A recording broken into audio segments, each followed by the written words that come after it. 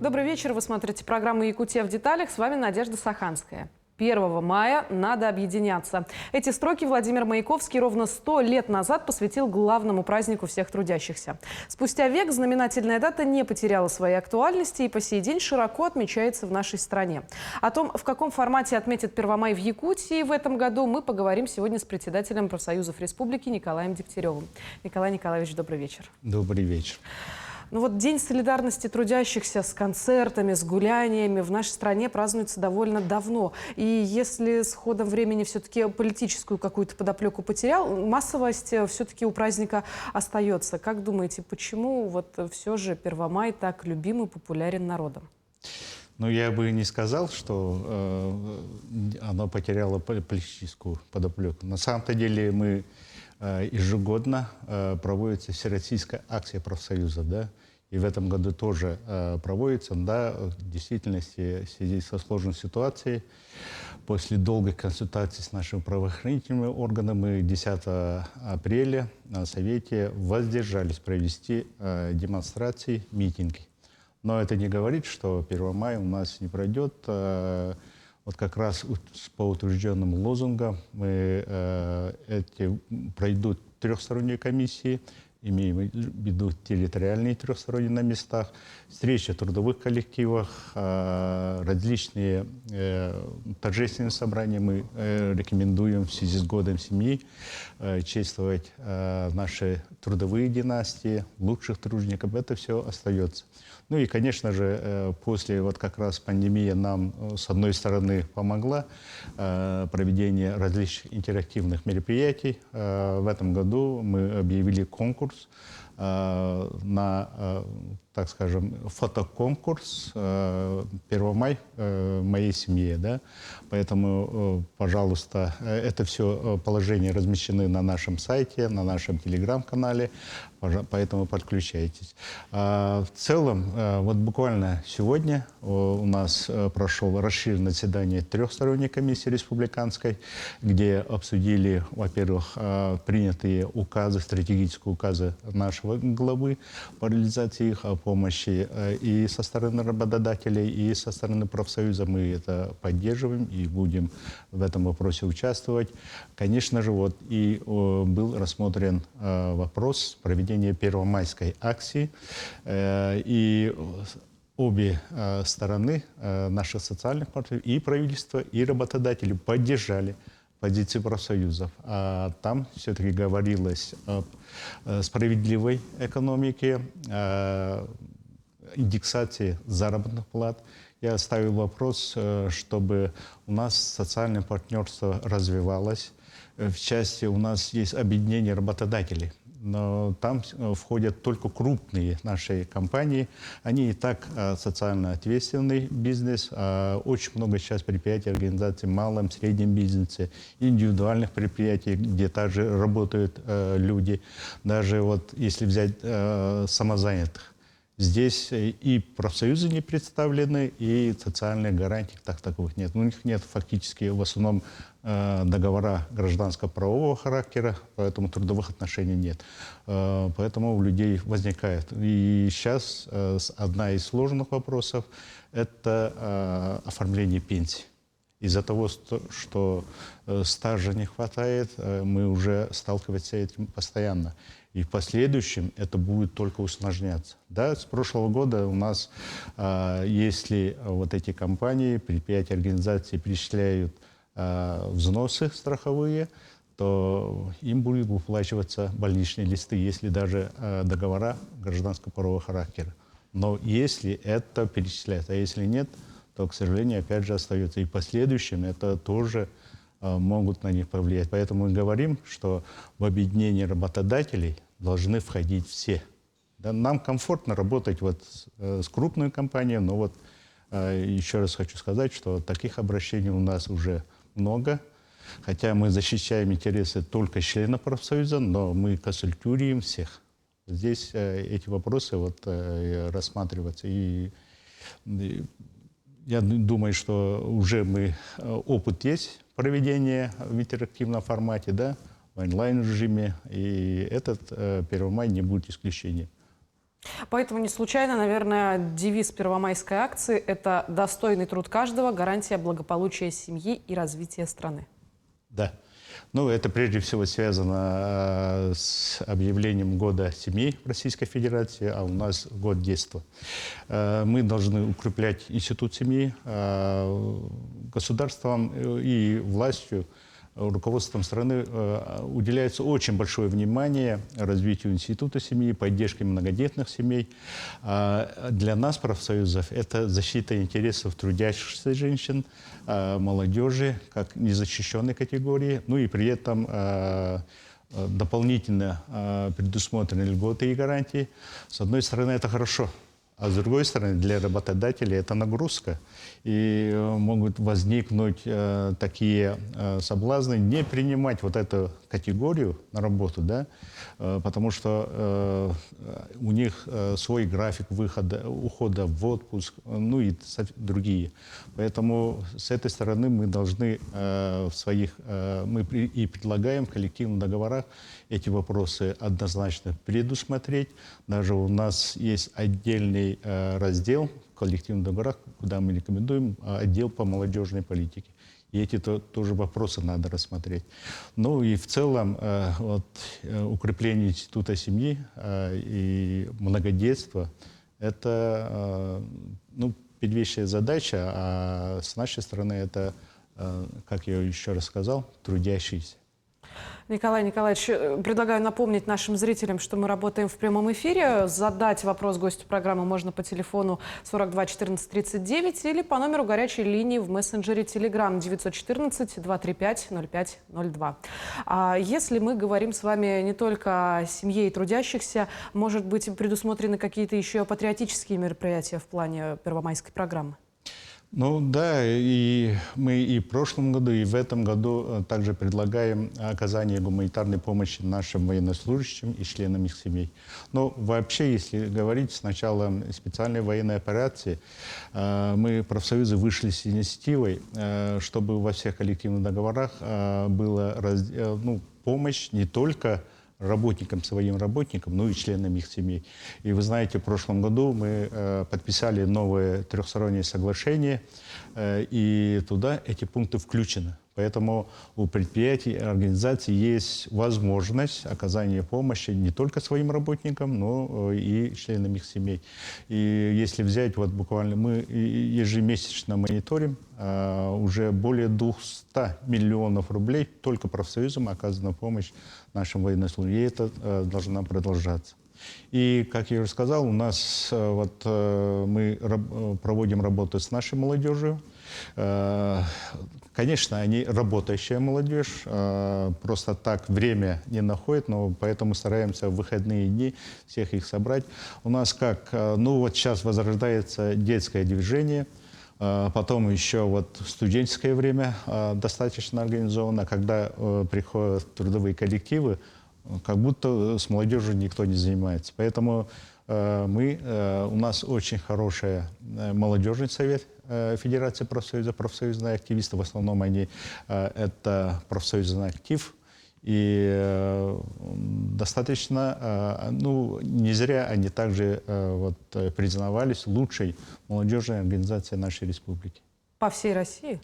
Нет, пока. Пока только в регионе. Да, в регионе. Наверное, не за горами и большие достижения. Хочу сказать, что Дальний Восток представляет наша молодежь. Да, поэтому мы участвуем во всех. Есть такой молодежный подготовка кадров, стратегический резерв Федерации независимых профсоюзов России. Мы ежегодно в них участвуем. Наша молодежь признается одним из самых активных.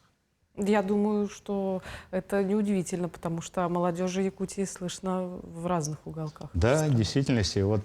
Хочу сказать, у нас, если взять численность членов профсоюзов, 37% членов профсоюзов – это молодежь до 35 лет. А если говорим о тружениках, как чествовать тружеников будут в этом году? Это уже издавна заложено, еще с советских времен, но немножко оно видоизменялось. На самом-то деле и тогда при любой строе Человек труда всегда был и есть. Есть трудяги, высококвалифицированные специалисты. Поэтому и тем более сейчас предприятия, организации проводят конкурсы профессионального мастерства. И это очень важно, и выявляются лучшие.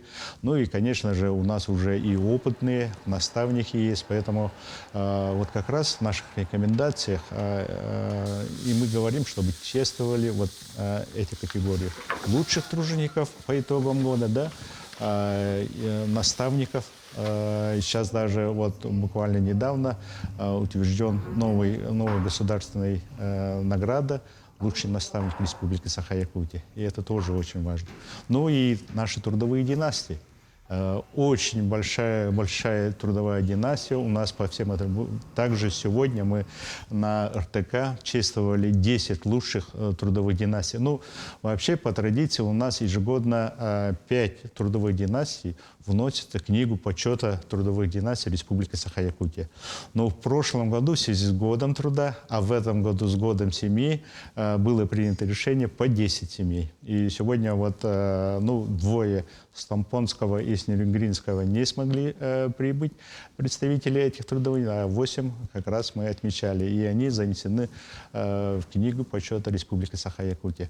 Вот главная вот, ценность, об этом мы не раз говорим, вот они через свою любовь передают своим детям, внукам. На личном примере показывают. На личном примере, да. И это должны знать все. И вот более 300 лет стажа, трудового стажа, трудовых коллективов.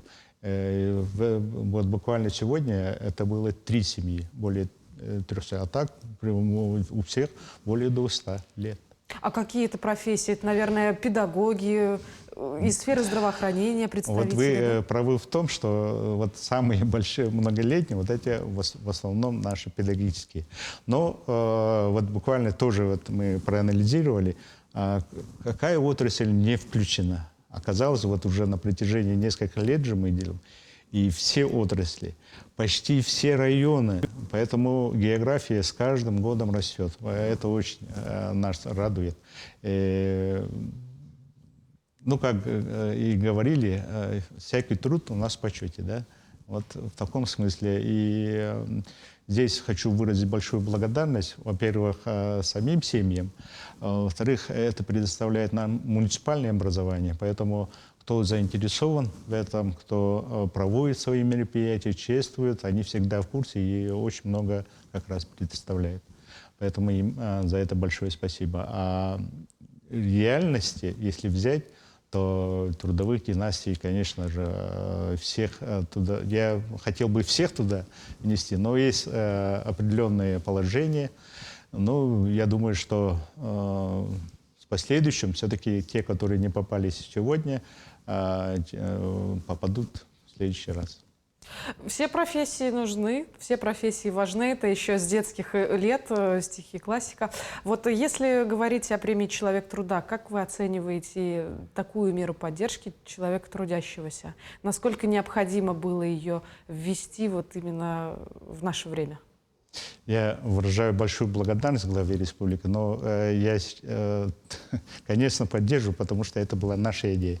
Ну, немножко там в других форматах, и в деньгах было чуть поменьше. И вот это. Но Алексей Сергеевич поддержал нашу инициативу. Мы должны, вот у нас же всегда говорят, у нас нет идеологии. А на самом-то деле труд, созидательный труд, оно было всегда, и при любой власти это будет. И мы должны, наоборот, вот как раз на труде воспитывать своих детей. К сожалению, мы немножко отошли. Было время, даже меня чуть не засудили за то, что мы привлекали детей на летние лагеря на работу. Да? Ну, были тогда, как скажем, вот эти малообеспеченных семей, мы собирали детей, и они трудились летом, ну, не только вот отдыхали, трудились, и на этом зарабатывали деньги, осенью с таким большим урожаем возвращали свои семьи. Вот это, я по себе знаю, мы каждое лето работали, ничего плохого в этом не было. Поэтому этот вопрос повышения престижа человека труда очень важно. Да, немножко там еще одно предложение у нас не реализовано. Надеюсь, мы этого добьемся. Ну, может, она ждет своего звездного часа. Вот как раз о звездном часе и говорим. Но кто у нас герои сейчас? Это певцы, блогеры, да, спортсмены. Ну, это неплохо, но люди труда должны идти по красной дорожке. Вот об этом я и говорил, и я надеюсь, в следующий раз они обязательно пройдутся, и о них будут знать. Мы буквально на днях запускаем наш портал, ну не портал, так скажем, на сайте раздел «Трудовая доблесть Якутии». Это, конечно, прежде всего наши герои социалистического труда, герои труда России. И сейчас мы этот портал хотим, вот сейчас буквально к 1 мая мы запустим, а потом хотим, чтобы оно было во всех сайтах. Государственных, муниципальных, школьных, библиотеках, когда есть раздел вот, «Трудовая доблесть». И наша молодежь же там сидит. Кликнул, и вышло бы все. И они бы знали действительно, на кого надо равняться. Об этом мы говорим, и я надеюсь, и правительство наше в этом поддержит, и будет везде вот этот раздел, именно «Трудовая доблесть».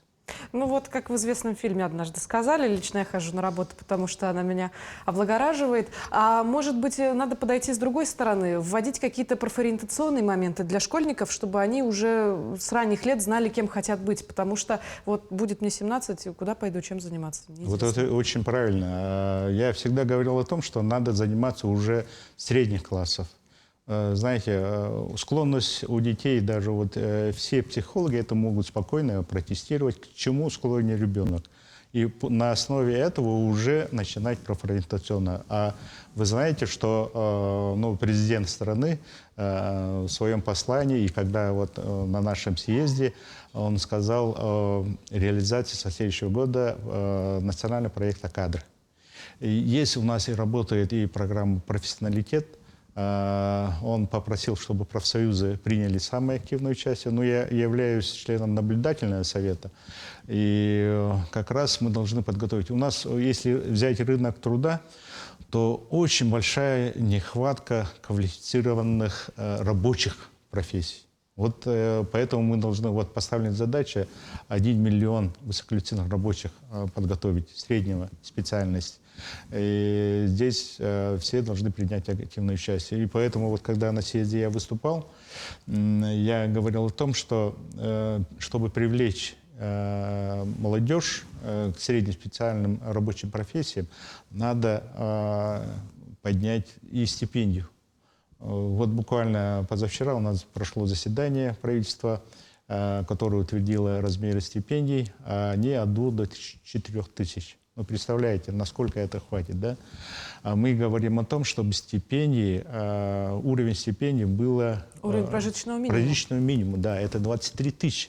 Вот, и тогда бы... Да, сейчас в связи с боязнью сдать ЕГЭ, многие идут после 9 класса, но поэтому и с ними как должна быть проведена очень хорошая вот, профориентационная работа. И здесь действительно, если предприятия, организации. Но в целом сейчас поставлена задача, вот, чтобы вот эти среднепрофессиональные образования напрямую контактировали с работодателями, с производственными предприятиями.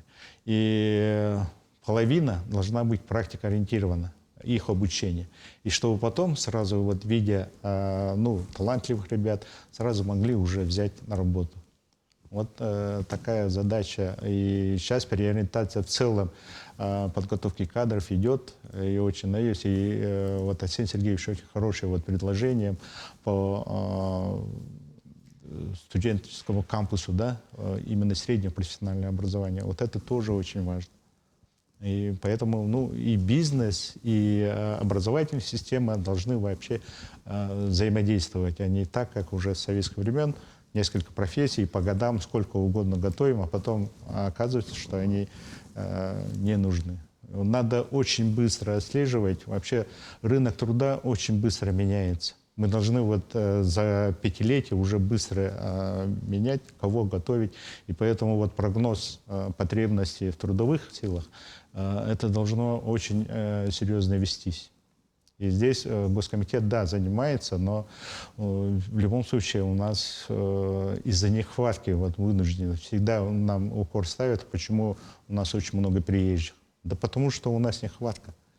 То, что готовим 2-3 тысячи специалистов, а потребность десятки тысяч. Вот наши крупные компании сейчас, они развертываются, им нужны кадры, а мы не можем подготовить. Поэтому вот местные кадры, промышленность, да, подготовка своих специалистов, она должна вот вся система средней профессиональной подготовки должна измениться. Но мне кажется, здесь еще вопрос в работодателе, потому что обычно молодой человек приходит после выпуска из университета с дипломом на руках, он хочет устроиться по профессии, которой так долго шел, а ему просто отказывают, потому что у него нет опыта работы. Ну да, как это? Поэтому я и говорю, практика ориентированная. Они уже, обучаясь, должны, если говорить по высшее учебное заведение, они должны и сразу, обучаясь, получать профессии, средней специальности. Ну, своей отрасли хотя бы, да, а потом уже как специалисты работать на местах. Вот такая вот система. Вообще вот жизнь очень быстро. Вот пандемия показала, и цифровизация показала, да, как это все быстро меняется, и надо идти всегда в ногу со временем. И повышение квалификации – одна из важных. У нас, к сожалению, независимая оценка квалификации тоже буксует. И мы должны этими вопросами тоже заниматься. Ну, имея в виду соответствующее Министерство труда и социального развития, Госкомзанятости. Люди, молодежь-то у нас очень активная и хорошая, и талантливая, и вот они не должны оставиться. Ну вот буквально недавно я встречался в коллективе ГУП ЖКХ. Они сказали, вот хороший парень есть, хочет 8-й разряд получить. А из-за того, что там по этому штату у них предусмотрено 6-го разряда, и ему не дают вообще расти. Вот поэтому как бы стагнация, ну я не говорю стагнация, а в целом. Не зря также президент говорил, вы должны подталкивать работодателей, чтобы менялась технология, повышалась производительность труда. И это тоже вот уже как бы задача профсоюза. Давайте поговорим с вами о задачах профсоюза и вообще о том, как вы принимаете жалобы от работников. Может прийти любой работник в организации, который имеет проблемы, или он должен обязательно быть членом профсоюза, работая в той или иной организации? Как я сказал, мы оказываем консультацию хоть кому угодно. Ну, через наш сайт, если по обращению на электронный адрес. Все мои коллеги знают, хотя там месячный срок же ответа. Все знают, что это ответ должен быть в течение 3-5 дней. Защищаем это уж точно, потому что они наши работодатели, защищаем члена профсоюза. И в судебных вопросах даже до коллегии Верховного суда доходили. И все-таки у нас, если мы защищаем интересы, то более 96% выигранных дел. Еще раз отмечаю, все-таки мы работаем в социальном партнерстве. Многие работодатели по первому звонку, если они действительно нарушили, они стараются это исправить, не доведя до крайности. Но и у нас очень тесная работа с Гострудинспекцией, с прокуратурой. Но еще раз говорю, мы стараемся сперва с работодателями по данным вопросам отрабатывать. У нас Институт уполномоченных по охране труда. Ежегодно более 2000 человек, ежегодно более 10 тысяч проверок, более 14 нарушений, и большинство устраняется. Это говорит о том, что все-таки нашему мнению прислушивается. Но если говорить о задачах, конечно же, это первостепенно защита прав и интересов членов профсоюза. В социальном партнерстве это, конечно, политика оплаты труда, которая никуда не делась. И вот как раз сегодня тоже на трехсторонней комиссии я поднял вопрос индексации заработных плат прочих категорий. Вы знаете, в этом году очень серьезный рост минимального размера оплаты труда на 18,5, а у нас индексация 5,5. фактически вот, заработные платы неквалифицированных работников и специалистов опять переравнивается. Очень вот, дифференциацию надо выдерживать, поэтому заместитель председателя правительства Георгий Михайлович в целом, Минтруд тоже поддерживает, что необходимо на это обратить внимание. И мы говорим, что второй этап повышения должна быть. Иначе в следующем году у нас же как ежегодно уже рост МРОТа.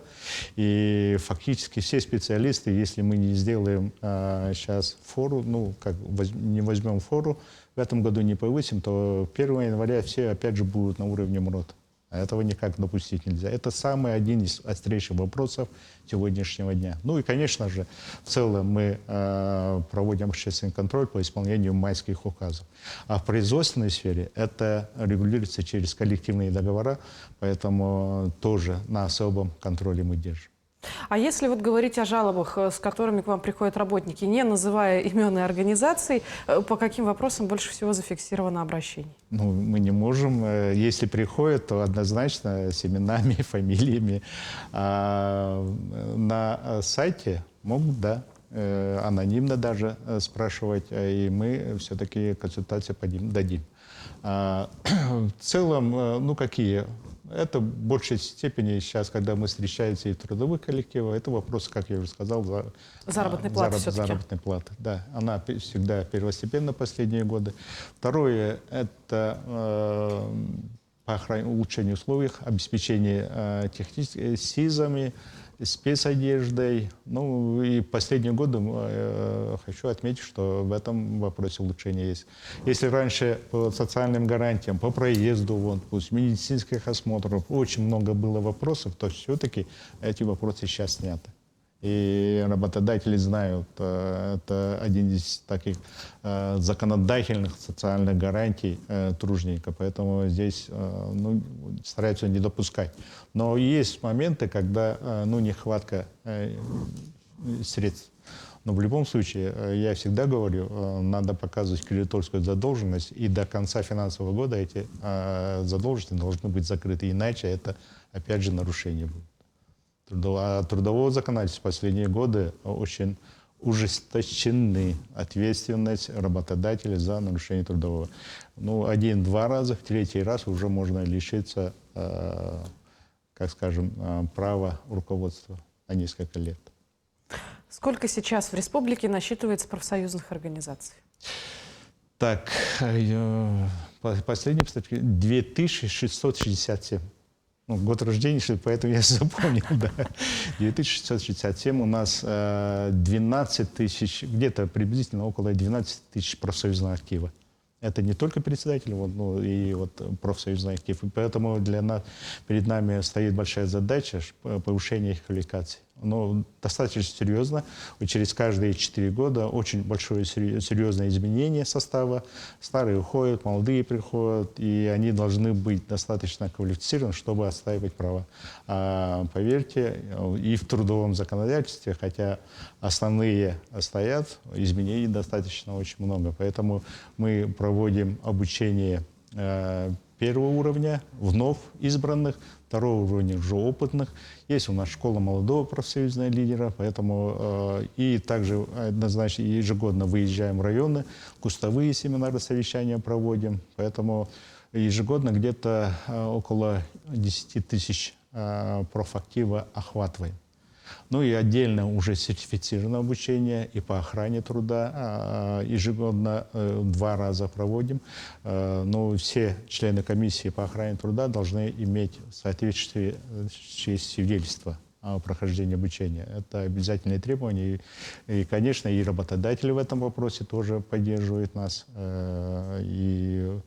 Но, к сожалению, по прошлому году очень серьезная ситуация по увеличению почти более 2 раз несчастных случаев со смертельным исходом. Нас это очень беспокоит, и поэтому как раз в новом соглашении с Гострудинспекцией мы сейчас разрабатываем план профилактических визитов, и мы будем совместно с ними в этом участвовать. Но республиканские профсоюзы выделяются на Дальнем Востоке, всегда их ставят в пример другим коллегам, например, будь это дело где-нибудь в Хабаровске или Владивостоке, или даже на Камчатке. С чем связана такая популярность и такая хорошая репутация? Ну, во-первых, мы самые многочисленные по Дальнему Востоку. Да, к сожалению, идет снижение численности, но это осознанное. Очень много реорганизаций прошло.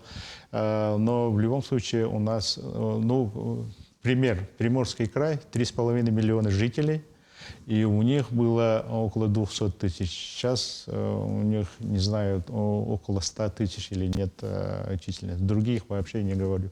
Поэтому у нас численность 160, более 160 тысяч, да, 66 тысяч работающих, плюс еще там студенты. Поэтому мы самая крупная организация на Дальнем Востоке.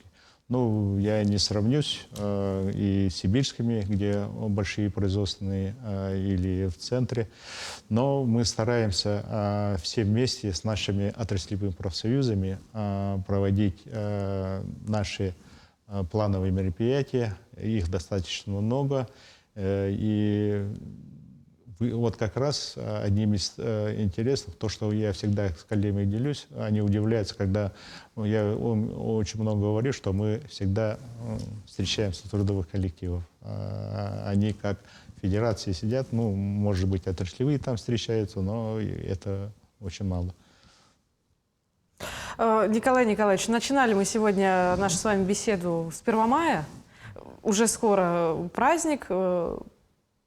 Ждут всех жителей республики, да и не только всей России, длинные выходные. Вот в преддверии праздника какие у вас есть пожелания для наших зрителей и для тех, кто потом посмотрит эту программу? Прежде всего, конечно, я всех жителей нашей республики поздравляю с наступающим Днем Республики Саха-Якутия. Ну и уже с наступающим нашим главным праздником тружеников, с Международным Днем Солидарности. Хотя оно давно уже отменено, но мы всегда говорим об этом. Ну и вот уже в новом наименовании с праздником весны и труда. Конечно, хочу пожелать всем достойного труда. Здесь вот в этом кратком слове сказано очень много. Это прежде всего достойная заработная плата, это и безопасные условия труда. Наш человек, приходя здоровым, должен прийти с утра на работу, а потом вернуться в свои семьи. И здесь еще раз хочется. Ну и сейчас, конечно же, крепкого здоровья. Пандемия нам показала, что здоровье очень важно. Да, очень важно. И, конечно же, мирного неба. Чтобы наши ребята с победой уже возвратились живым, здоровым в свои семьи, близким. Вот этого больше всего хотим. И нашим ветеранам также здоровья и долгих лет жизни. Николай Николаевич, большое спасибо, что пришли к нам сегодня. Спасибо вам за содержательную беседу. Всегда будем видеть, рады видеть вас в нашей студии. Спасибо. Ну а на этом выпуск программы «Якутия в деталях» подошел к концу. С вами была Надежда Саханская. Смотрите нас по будням в 19:15. Расскажем обо всем в деталях.